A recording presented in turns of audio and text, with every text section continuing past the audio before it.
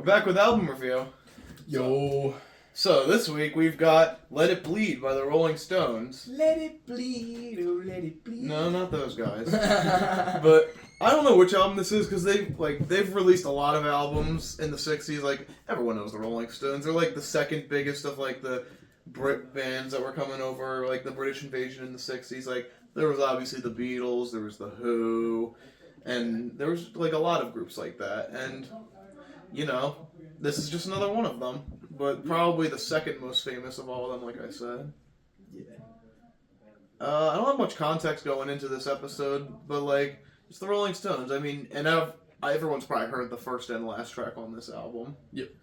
Those were the only ones I knew, I think, technically. Mm-hmm. So I don't really have much other context, so I guess we could just jump into the album. Sure.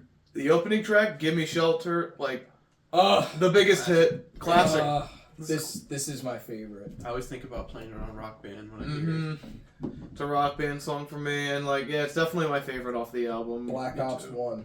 Black Ops 1, the trailers, like, that was iconic. Yeah. The song's just incredible. I don't really get tired of that song either. Yeah, it's a song I could always listen to. Yeah. And then the next track is "Love in Vain," right? Yep. I like that track too. I think that one's also pretty good. This song's super country vibes. Yeah, Like this is like a very song kind of. yeah. This is a very like folky album too, and with some country moments thrown in there. Yeah. It's very interesting for them to do this. Most of the middle of the album is more country sounding. Yeah. Less rock. Country honk, There you go. The next track, aka just the bluegrass slow down version of "Honky Tonk Woman." yeah. Which, fun fact, this was recorded 5 months or so before that one, but it was released second. They released "Honky Tonk Women" first. This is a fun one to listen to the car because you hear the honking at the beginning. It's like, oh, oh, oh. And then, no, there's no one honking at me. It's just the song. Yeah. But I really like this cut. I don't know if I like it better, but I really like this one. Yeah, I like that song. I thought it was good. I love the line of "I played a divorcee in New York City, had to put up some kind of a fight, dressed me up all in roses. She blew my nose and she blew my mind." That right there sells the fucking time period. Yeah. Like perfectly. There's a lot of, like, Oh, sexual man. songs on here, too. And, like, some crazy moments like that. Yeah, a lot of that. Yeah. What's the next track? Live With Me. This one's interesting. Very bluesy. Yeah. I don't really know what it's about. Like, it sounds like it's about a guy that wants to steal his neighbor's wife. Yeah, that's the kind of the vibe I got off of it. But it's got, like, that saxophone solo in the middle. That's Mhm. kind of cool. Yeah, I like That this was a one good pretty song. much, yeah. Then the next one's the title track, which is a very interesting song. Yeah. Kind of wasn't my favorite on the album. It wasn't to one of be my fair. favorites, but I did like it. It wasn't a bad sound. Yeah, very, like, sexual, very, like... There's drug references. Yeah. There's a lot of them. Mm-hmm. We all need someone we can cream on. Yeah, Oh, no. He gets a little phallic. foul, but, you know, he's just a horny guy, I guess. He's just trying That's to like get half laid. of his image, I guess. Yeah. At least at the time. Mm-hmm. He's trying to bone. So Definitely. wasn't bad though. Yeah, I like this one for the most part. The next track's the longest one, Midnight Rambler. Yeah, this one's decent. Yeah, this song was kind of just okay to me. Yeah. Overall. Like, it could have been cut a little shorter. Yeah, it was just longer than it needed to be, but it still had a good sound. I like the end part of the song. Yeah, me too. Honestly, the most. I agree. The next track is You Got the Silver. This one's also not bad. This one's like, it sounds like the song is drunk.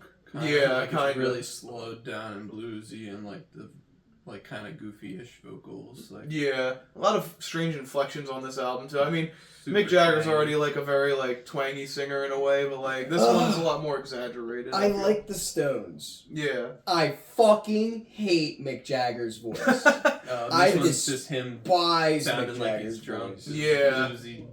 I can see not Monkey liking Man? the vocals on this No, album. You Got the Silver. Oh, you got the silver? Yeah.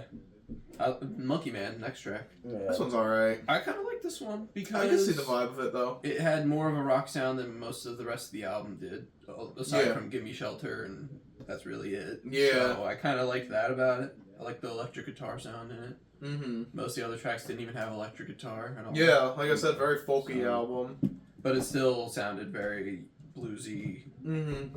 So Not my least favorite track, but like not one of my favorites. Interesting Yeah, part very at the end. interesting.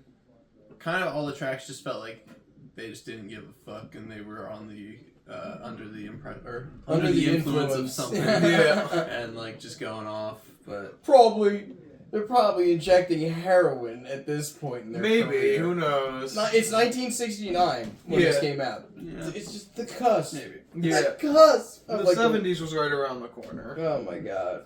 And then the last track, everybody knows. Yep. Can't You always can't- get what you want. Yep. A classic. Like, this is another one that, like, I can never get sick of. It's a little long, but, like, I think it works.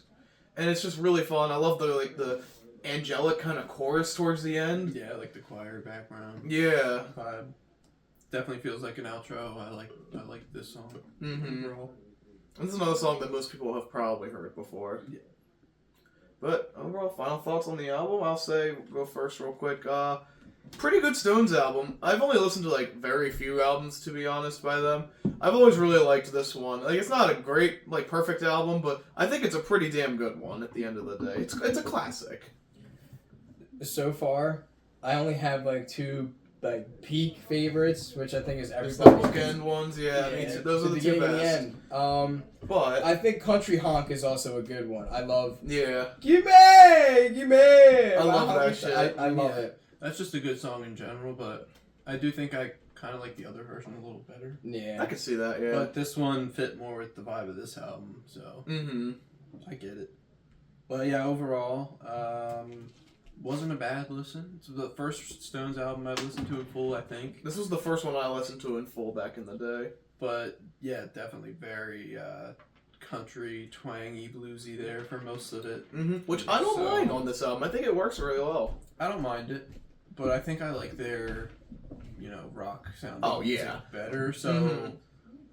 that's my main thought on the album. Like I love the beginning and the end, and I like Monkey Man. I mean, there's some other good ones in there, but for the most part, that it's just not the Stones that I've enjoyed the most when I listen to them. Yeah, me neither. But at the end of the day, we'll go to scores real quick.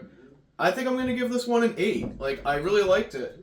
Like, it's not great. Like, I mean, it's great, but, like, there's some songs that... My bad. There's some songs that, like, are just kind of, like, decent to me. Like, a lot of the ones in the middle are just, like, a little slow. I like the title track, though. Like, out of all those ones, that's probably the best one to me.